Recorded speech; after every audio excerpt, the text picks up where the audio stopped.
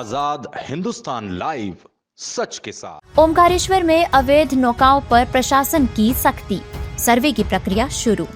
3 चरणों में सर्वे कर 15 दिनों में पूरी करेंगे कार्रवाई। ओमकारेश्वर के अभय घाट पर सुबह से चल रही नाविकों की कार्रवाई में नगर परिषद, राजस्व, पुलिस के अधिकारी मौजूद एसडीएम पंकज वर्मा ने कहा, पूर्व में नगरीय प्रशासन के आयुक्त संकेत भुंडावे के ओमकारेश्वर दौरे के दौरान हुई बैठक में यह निर्णय लिया गया था कि नगरीय क्षेत्र में संचालित सभी नौकाओं का विस्तृत सर्वे किया जाएगा। उसी के तहत वर्तमान में नगर प्रशासन द्वारा नौका सर्वे की प्रक्रिया शुरू कर दी गई है। सर्वे का पहला चरण जारी है, जिसमें सभी नौकाओं पर एक विशेष स्टिकर लगाया जा रहा है, जिसमें नौका नंबर, नाव मालिक का नाम, मोबाइल नंबर लिखकर सूचीबद्ध किया जा रहा है। वर्मा ने कहा कि जिन नौकाओं के इंजन से अत्यधिक आवाज आ रही है और ध्वनि प्रदूषण हो रहा है, उन्हें 3 दिन का समय दिया गया है। यदि निर्धारित समय में इंजन ठीक नहीं किए गए तो ऐसे नौकाओं के इंजन निकाल दिए जाएंगे। ये प्रक्रिया पूरे 10 से 15 दिन तक लगातार जारी रहेगी।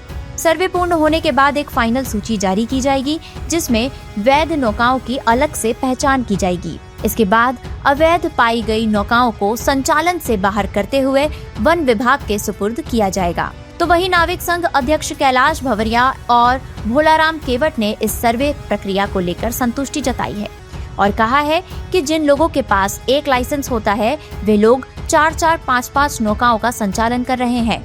इसलिए हम इस सर्वे प्रक्रिया से संतुष्ट है। नगर प्रशासन और अनुविभागीय कार्यालय में नौका संचालन को लेकर समय समय पर शिकायतें प्राप्त हो रही थी, जिसके आधार पर ये कार्रवाई की जा रही है। नाविक संघ के अध्यक्ष कैलाश भवरिया ने प्रशासन की कार्रवाई की सराहना की। नाविक माझी संघ अध्यक्ष भोलाराम केवट ने कहा, 3 चरणों में प्रशासन क्या कार्रवाई करता है, निष्पक्ष कार्रवाई होना चाहिए। ओमकारेश्वर से ललित दुबे की रिपोर्ट। ये तो कार्रवाई वास्तविक देखी जाए सही है, क्योंकि जो पहले 174 नावों का पंजीकृत था, उसके बाद में कुछ धीरे धीरे हमारे बीच में अवैध नावों की संख्या बढ़ती गई, जो कुल 46 हुई, फिर 79 हुई, 79 के बाद में 95 नावें हुई। 95 के बीच में ये चर्चा हमारे जिलाधीश महोदय से हमेशा होती रही कि साहब इसमें वास्तविक लोग जो नाव चलाने वाले हैं, इन लोगों को लाइसेंस दिया जाए और ये लाइसेंस प्रणाली को बंद किया जाए। आए दिन नगर पालिका में क्या होता है, हर 5-10 लाइसेंस नए प्रकार से बना देते हैं, घाटों पे जगह नहीं है।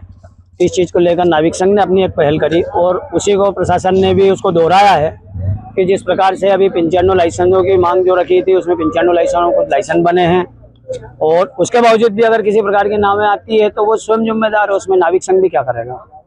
प्रशासन की व्यवस्था बिल्कुल हम संतुष्ट हैं उससे और व्यवस्थित तरीके से। जो साइलेंसर वाली बात आई, तो पूर्व में क्या हमारे डीजल इंजन जो चल रहे थे, तो उसको उन्होंने अधिकारियों ने कि भाई साउंड तेज है, अपने भौगोलिक स्थिति ऐसी है, अपने कमलेस साउंड वाले इंजन होना चाहिए। कोई सुझाव देंगे स्टैंडों को लेकर? स्टैंडर्ड को लेकर हमने पूर्व में मुख्यमंत्री जी से मांग की थी कि सर अगर मान लो 174 नावों के अलावा अगर घाटों पे जगह नहीं है, कि 95 नावों को कहीं भी अन्यत्र घाटों पे जगह दी जाए, जो नए घाट बनाए जाए।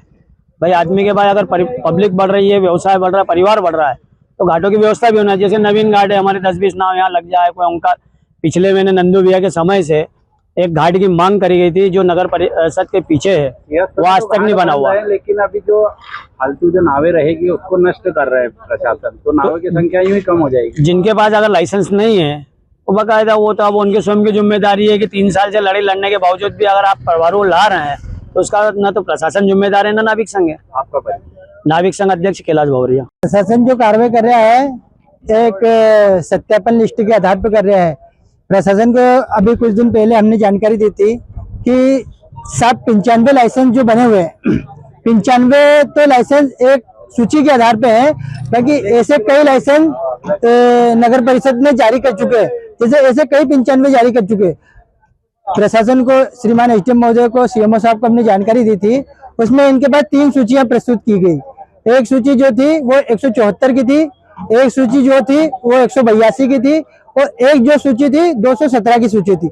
ऐसी 3 सूचियां श्रीमान एसडीएम महोदय के सामने आई, तो उन्होंने इस सूचियों को देखते हुए एक ठोस निर्णय लिया है कि हम इन बोटों का सत्यापन एक जगह खड़ा रह के कराएंगे, जिसको 3 चरणों में किया जाएगा।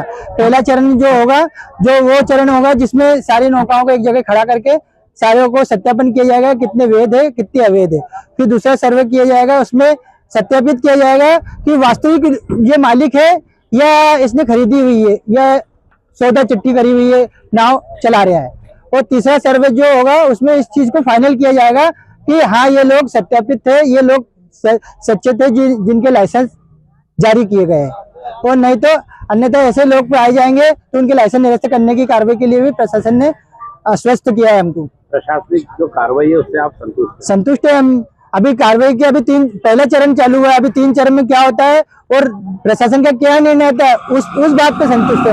अभी तो सिर्फ एक सर्वे हो रहा है। तो वर्तमान जो चेकिंग चल रही है जो अधिकारी कर रहे हैं, हाँ जो अभी सर्वे चल रहा है, अभी तो ये सर्वे है, इसको 3 चरण में, मैंने बार बार आपसे फिर बोल रहा हूँ कि इसको 3 चरण में करेंगे। जो आखिरी जो सर्वे होगा इसमें एक सत्यापित चीज होगी कि जिसमें वास्तविक आदमी को लाइसेंस जारी होगा और अनगलत आदमी जो खरीदी बिक्री करके आया है, जो पीछे से लाइसेंस लेके आया है, ऐसे लाइसेंसों को निकालने की कार्रवाई प्रशासन करेंगे जब हम संतुष्ट होंगे। एसडीएम ने स्पष्ट कहा है कि ऐसे लोगों को बख्शा नहीं जाएगा। हम भी चाहते हैं ऐसे लोगों को बख्शा नहीं जाए जो खरीदी बिक्री करके आए हैं, जो पीछे से लाइसेंस बना के आए हैं, जो किसी का टेका लगा के आए हैं, ऐसे लाइसेंसों का। कितनी नावें होगी ऐसी अभी तो माने तो 300 से करीब बोटें हैं जो वैध अवैध सब मिला के चल रही है। जिसमें भोलाराम केवट, नाविक संघ, माजी नाविक संघ अध्यक्ष। 16 अक्टूबर को जब संकेत बोर्डवे सर आए थे, उसके जैसे एक दिन पहले कलेक्टर संघ ने नौका संघ अध्यक्ष के साथ एक बैठक आयोजित की थी। उसमें कुछ महत्वपूर्ण डिसीजन लिए थे। उनमें से एक डिसीजन था सर्वे करने का, जिसका पहला चरण हम आज कर रहे हैं।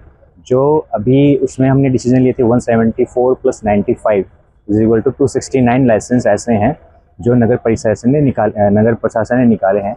तो उसमें हमारे वो तो ऑलरेडी हमने लाइसेंस दे रखे हैं, उसके हिसाब से अपनी नावें चल रही हैं। लेकिन कई बार मेरे पास शिकायतें भी आई हैं, नगर प्रशासन के पास शिकायतें हैं कि कुछ अवैध नावें भी संचालित हो रही हैं। उसमें से एक तो ये है कि किसी के पास लाइसेंस नहीं है। अगर किसी के पास लाइसेंस है तो एक लाइसेंस पे 5-5, 6-6, 7-7 नावें चल रही हैं। तो इसके लिए हम इस सर्वे के थ्रू ये सुनिश्चित करना चाहते हैं कि पहले हम अपना 269 का एक आंकड़ा एक जगह बना लें कि जिन्होंने नगर प्रशासन ने लाइसेंस दिया है तो वो हमारे हो जाएंगे वैध लाइसेंस करता।